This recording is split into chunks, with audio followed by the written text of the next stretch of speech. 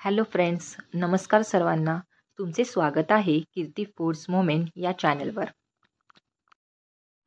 आज आपण बनवणार आहोत पटकन तयार होणारा आणि चमचमीत अशी कोथिंबिरीची वडी. यासाठी आपण स्वच्छ साफ केलेली कोथिंबीर घेणार आहोत आणि तिला बारीक चिरून ठेवणार आहोत. त्याचबरोबर आपण बारीक चिरलेल्या हिरव्या मिरच्याही घेणार आहोत. तुम्ही बघतच असाल, येथे एका भांड्यामध्ये 1 वाटी बेसन, अर्धी वाटी शेंगदाण्याचा कूट, 3 चमचे तांदळाचे पीठ आणि थोडा लिंबाचा रस हे सर्व जिन्नस एकत्र करून त्यामध्ये 2 वाटी पाणी घेऊन त्याला चांगले एकत्र करावे. त्याला चांगले एकजीव करावे आणि या मिश्रणाला 10 मिनिटे तरी असेच ठेवावे. आता मध्यम आचेवर एक कढई ठेवून त्यामध्ये थोडे तेल घ्यावे आणि तेल गरम झाल्यानंतर त्यामध्ये जिरे घालावे. नंतर बारीक चिरलेल्या हिरव्या मिरच्या घालाव्यात आणि त्या चांगल्या परतवाव्या. हिरव्या मिरच्या चांगल्या गरम झाल्यानंतर त्यामध्ये आलं लसूण पेस्ट घालावी आणि त्याला सुद्धा पुन्हा चांगले परतवावे. चांगले परतून झाल्यानंतर यामध्ये बारीक चिरलेली कोथिंबीर घालावी. कोथिंबीरही तेलात चांगली परतून घ्यावी.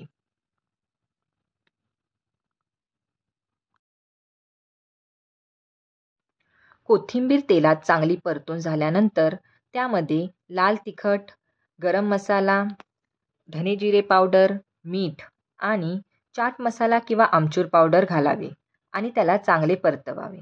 त्याला चांगले एकजीव करावे.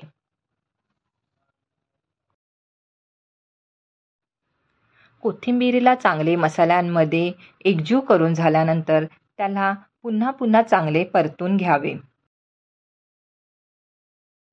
कोथिंबीर आणि मसाले तेलात एकत्र परतून झाल्यानंतर त्यांना पाणी सुटेल. कोथिंबीर आणि मसाल्यांना थोडे पाणी सुटेल.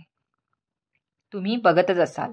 त्यांना आता एकत्र करून त्यांना चांगले परतवून घ्यावे. कोथिंबीर अशी झाली पाहिजे, अशी दिसली पाहिजे.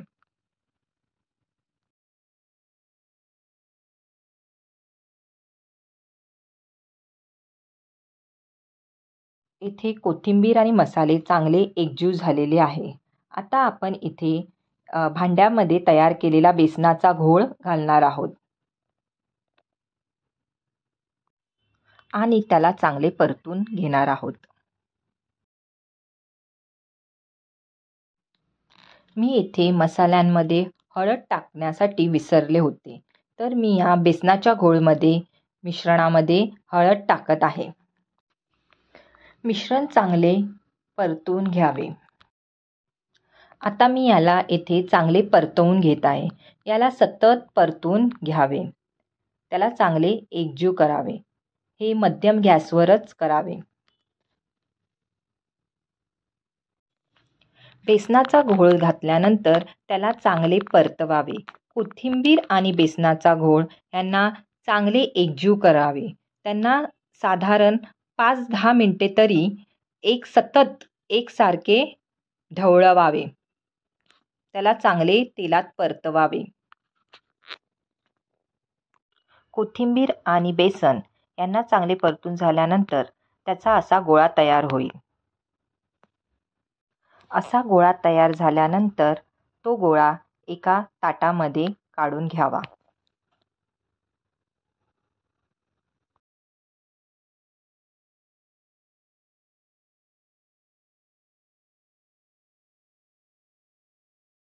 आता एक ताट घेऊन ताटात तेल ओतावे आणि ते तेल सर्व ताटाला पसरवून घ्यावे.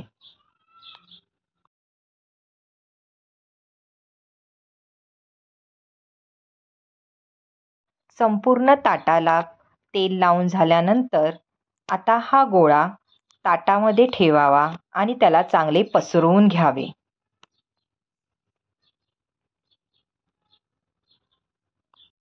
ताटामध्ये पसरून झाल्यानंतर या मिश्रणाला थंड होऊ द्यावे. साधारण 10-15 मिनिटं तरी त्याला असेच ठेवावे.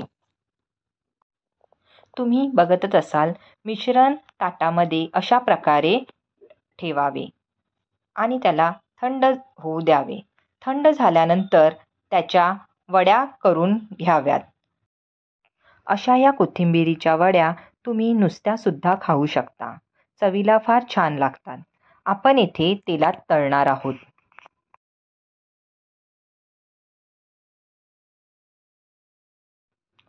अशा प्रकारे त्याच्या वड्या करून घ्याव्यात.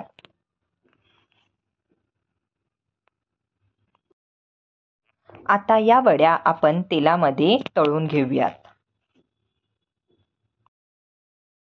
तळण्यासाठी मध्यम आचेवर एक कढई घेऊन त्यामध्ये तेल घेऊन आपण आता वड्या तळायला घेणार आहोत.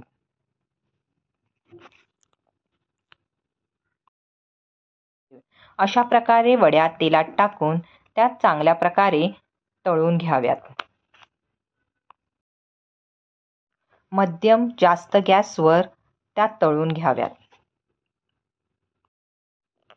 तळून झाल्यानंतर वड्या अशा खरपूस होतील. कोथिंबिरीच्या वड्या तयार झालेल्या आहेत. कोथिंबिरीच्या वड्या तयार झालेल्या आहेत. अशा या खरपूस वड्या गरम गरम खाण्यासाठी घ्याव्यात. चला तर मग अशा या कोथिंबिरीच्या वड्या बनवायला घ्या, खा आणि मस्त राहा. रेसिपी आवडल्यास लाईक करा, शेअर करा आणि सबस्क्राईब करा. व्हिडिओ बघितल्याबद्दल धन्यवाद. Thank you all. Bye bye.